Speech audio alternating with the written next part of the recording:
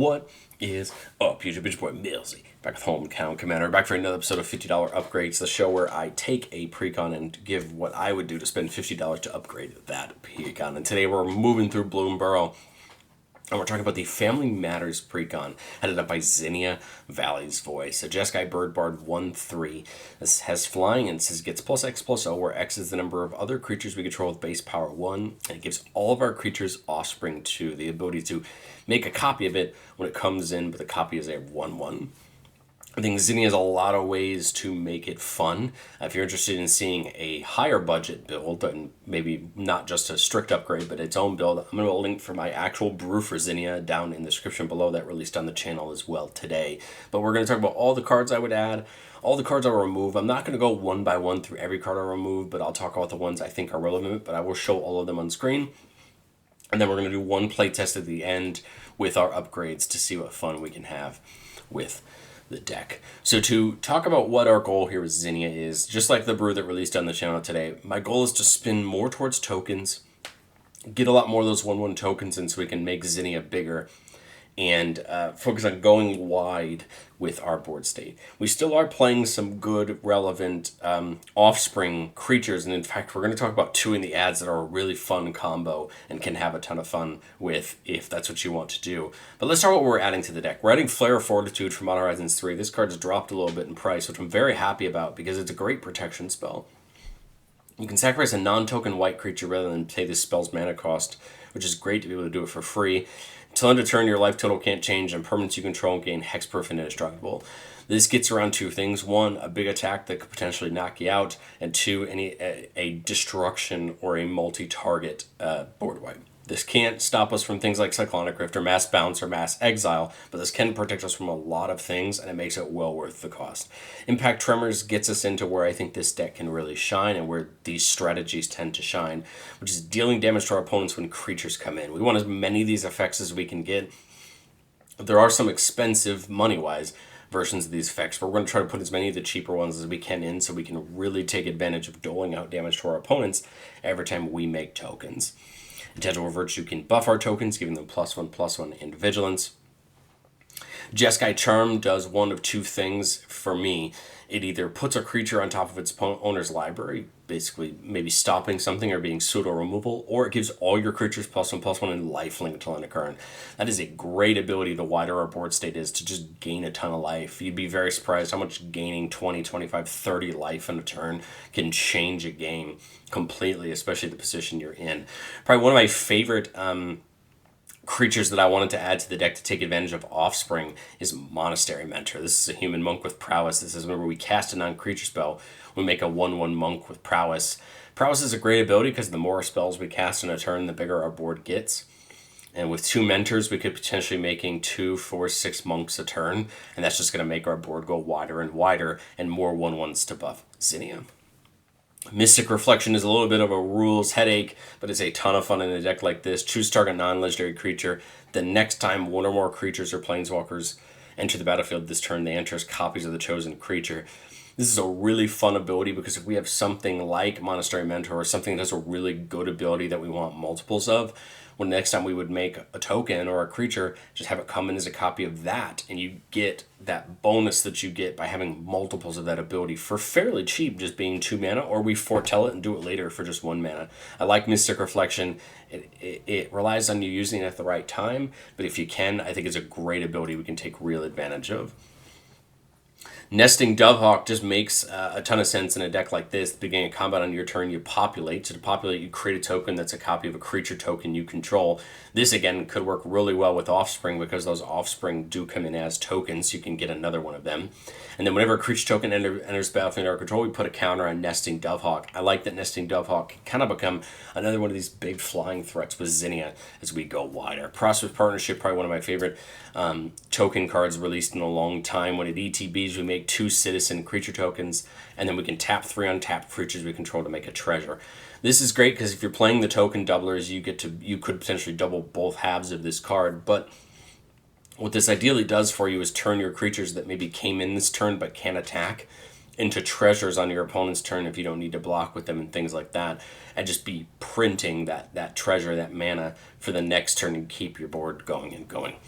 Rootborn Defenses for some protection, giving all creatures we control indestructible, and getting that Populate, potentially getting another copy of a key creature token. But again, protecting the board is very important. Remember, the wider you go, the more important it is to protect your creatures so that you can keep your advantage in having a wider board. Season of the Burrow from the main set just makes a ton of sense. You get 5 paw worth of modes, and you can choose any number of them more than once. So you can choose to make a 1/1 rabbit up to 5 times. We can exile target non-land permanent up to 2 times in its controller draw cards, or up to once. We can say return target permanent with mana value 3 or less from our graveyard back to the battlefield with indestructible counter on it. So this can get back a lot of really interesting things, and it is great, but I think it's just as great just to make 5 rabbits with all the other effects that we have. Secure the Waste can make X 1/1 tokens at instant speed. That's an important effect. And we can potentially make a ton of those warriors right before our turn and then use them right away on our turn in combat. Shared Animosity is going to give us that buff in combat by buffing every creature we control that attacks by +1/+0 for each other attacking creature that shares a type with it. When we're making a lot of these tokens that all share the same types, it means that they're going to get bigger together and be harder to deal with. Shrieking Drake is one of the 2 creatures with Offspring that can get a ton of fun. So it's a flyer, a mana flyer that says when it enters the battlefield, return a creature you control to its owner's hand. So the interesting thing about Shrieking Drake here is that it's going to come in and return a creature to its hand. It can return itself.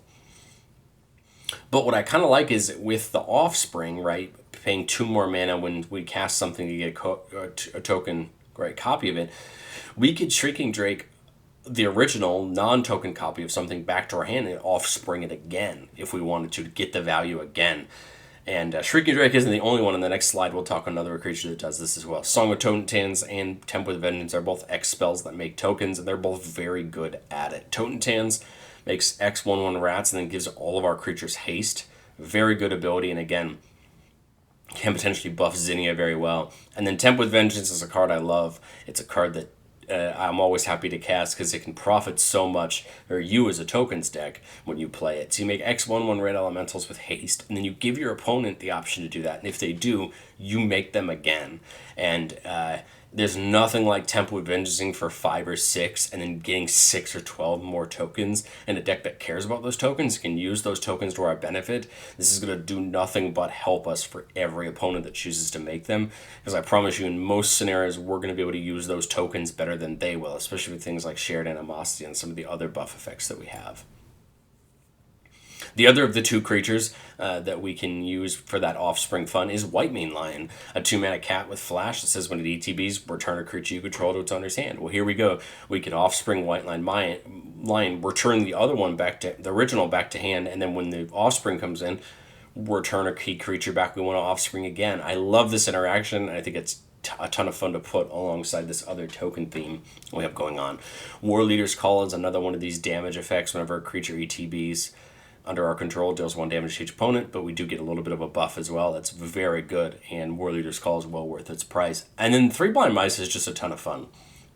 You come in and get a mouse, and then for 2 turns you create a token that's a copy of a token you control. That, of course, works very well with Offspring, right? Because we can potentially make some pretty good tokens. And then on the 4th rung of the saga, everything gets +1/+1 and Vigilance on a turn. I love 3 Blind Mice. It's a card that looks kind of odd on first look, but the more you play it and the more you get into situations, the better you realize this card is, especially when we're Offspringing in these key creatures. Well, as far as what we want to remove, I just want to caveat when I talk about what I'm removing from the deck, this is what I choose to remove to the deck. I'm not saying that this is the best cards you can remove from the deck. I'm not saying that my ads are the best ads you can add to the deck. This is the way I chose to go with it and the things that I valued and didn't. As far as the first page, Blade Splicer is a card that makes a ton of sense. It comes in and makes the 3/3 with it. That's 4 mana, or 4 power worth of bodies for 3 mana. It gives all the ones you control have first strike. Again, it's a great target for things that copy tokens, but for that 4 mana, I could potentially get 4 or 5 tokens at once and have them doubled or do other things with them. I like the Splicer, and of these cards that I've cut, it's one of the ones that I think I'd be the most interested in bringing back in. Things like Cloud Blazer make a ton of sense when you talk about using Offspring on Zinnia, right? But because we're slinging towards tokens, 7 mana for Cloud Blazer to gain 2 life and draw 4 cards isn't as valuable with what we're trying to do in our strategy. Same thing with something like Hanged Executioner, 5 mana to get 2 copies of it and 2 spirits. Does make some sense, and it does pack some removal on it. But again, that's not the route we're trying to go. We're trying to make some tokens a little bit more efficiently so that Zinnia can become a threat in the air. One of the other creatures that I liked, but I just wasn't sure how to fit into my version of the build, was Plume-Creed Mentor. Whenever it or another creature with flying enters, put a +1/+1 counter on target creature you control without flying. This is probably a good card in our deck because we can make a bunch of tokens with flying, but putting a counter on a creature without flying kind of stops me from wanting to put the tokens where I really want to put them, which is on Zinnia to make them more of a threat. I like this. I think this card's going to see a lot more play outside of this deck, with it being uncommon from the main set, and there are a lot of other tribes that may want it. But to me, it just didn't fit what I wanted the deck to do.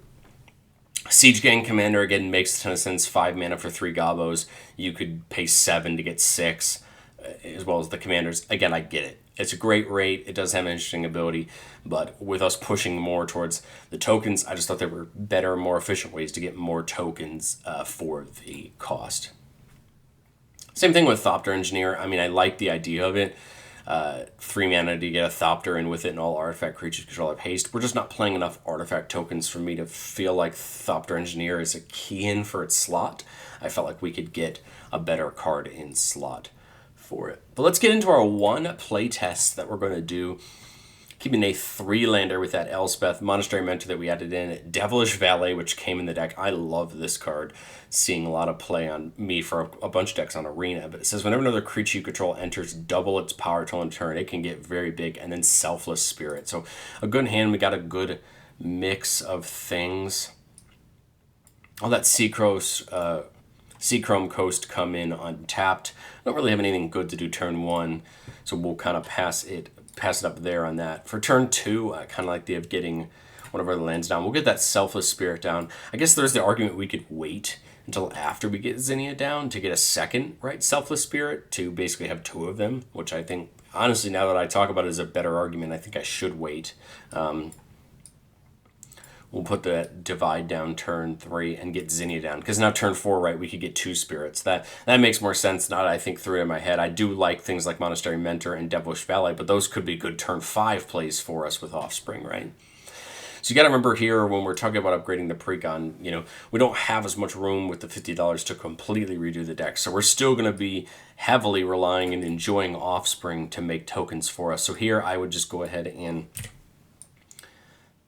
pay the Offspring to make a copy of Selfless Spirit. I don't think I really have a good way to do it. It is a 1/1, but hey, now we have ways to give our creatures indestructible twice, and Zinnia would now be a 2/3, so we could take an attack there if we want to, and we're in pretty good shape. Turn 5, that feels really good, right? We could start seeing some of these bounce shenanigans. We could bounce one of the Selfless Spirits back to get another copy if we want to, or we could just put down like 2 copies of a Monastery Mentor, 2 copies of Devilish Valet if we wanted, or another copy of Devilish Valet with it if we want to. I'm not entirely sure how I feel here. I mean, 5 mana, I kind of want to use all of it. I mean, Shrieking Drake could get us to do this again. I don't know. Part of me just wants to do something like Monastery Mentor. We do have a non-creature spell for next turn. Come in and use the Offspring to make a copy of it. That's a 1/1. And then now Zinnia is a 3/3, take an attack in the air. We do have some great protection for our board, and now Monastery Mentor and all of the monks that it makes are going to start getting bigger and bigger. Turn 6, we see Tetsuko, which gives all creatures with power toughness 1 or less the ability to not be blocked, which is a great ability, but I think I like the idea of just playing Elspeth here. This is going to give 1, 2, 3 prowess triggers. 2 prowess triggers right here. And then we're going to immediately tick Elspeth up to make 3 1/1 soldiers. And then we do also make that monk, right, from casting the non-creature spell off of both of the Monastery Mentors. So now the Monastery Mentors got +1/+1 till end of turn. Zinnia's up to 1, 2, 3, 4, 5, 6, up to an 8/3, so another big attack from Zinnia here. And this is why I think I kind of like Zinnia, is it can become a threat in the air that your opponents have to now think about and try to remove. Now, if we untap here with Zinnia, that's great. We just probably put down a Devilish Valet, uptick Elspeth again, and these guys are a big threat. But I think even if somebody removes Zinnia, I'm still going to play the Devilish Valet, which comes in with haste. We just +1 Elspeth again and just take a run at our opponents. We have the Indestructible to protect our tokens. We could sack a Spirit to get rid of, if somebody just tries to destroy Zinnia, we of course obviously give up a Selfless Spirit to protect it. But with how much exile removals in our format, I don't expect, I really don't expect Zinnia to last forever on a board like this. But let's say we just had to give up, a Selfless Spirit to protect our board that turn, and we untap with Zinnia again. I pay 5 mana for the Devilish Valet, come in with a copy of it, and then we've got 2 mana left. We've got the Selfless Spirit to protect the board. We tick up Elspeth again, making 3 more soldiers. And this is great because now each of these are going to double 3 times. Zinnia goes up to a 8, 9. So she goes up to a, or 10. So she's at an 11-3. So it's going to go to 1 to 2 to 4 to 8. So now each of the valets are 8-3s this turn with trample and haste, right? They're great threats this turn. We have all of these 1/1s as well. Take an attack with Zinnia, take an attack with the 8-3s. Maybe they die, maybe they don't. But either way, go there. We could also put down Tetsuko to make all these unblockable if we wanted to, but I'm a little bit less worried about that more than I am just setting up the valleys and having another fun turn. And then we'll just go one more turn for the purposes of seeing what we could do here. If, let's say, over that turn somebody else board wipe, we get rid of the other spirit just to protect ourselves. But here we go. We got Aether Channeler, another fun offspring target. When it enters, choose one, make a 1/1 bird, return another target non-land permanent to its owner's hand, or draw a card. So what I would do is 1, 2, 3, 4, 5. I do have enough to offspring both Channeler and Shrieking Drake. I do have enough to both offspring Devilish Valet and Shrieking Drake. So what we could do is offspring Shrieking Drake in, bump the original Valet and the original Shrieking Drake back to hand, but we would keep the offspring copy of Shrieking Drake. And then what we would do is offspring Devilish Valet again. So that one makes this a 2. These two coming in 4, 8, 2 each. And then we tick up Elspeth again, making 3 more soldiers, 3 more doubles. Now these valets just threaten, right? Lethal on our opponents. These were both 2, 4, 8, 12s, and this is, I think, 24. And so now you have just a lot of damage. Zinnia has a lot of damage in the air, and, now next turn we just -7 Elspeth for its ultimate. But let me know, what do you think of Zinnia, our $50 upgrade, down in the comment section below. Again, I like the deck. I think it's a ton of fun. I expect people to have a lot of fun with this idea. I expect more people to play into the offspring. I can't wait to see those lists later. But I'd love to hear what you think down in the comment section below, and I will catch you guys next time.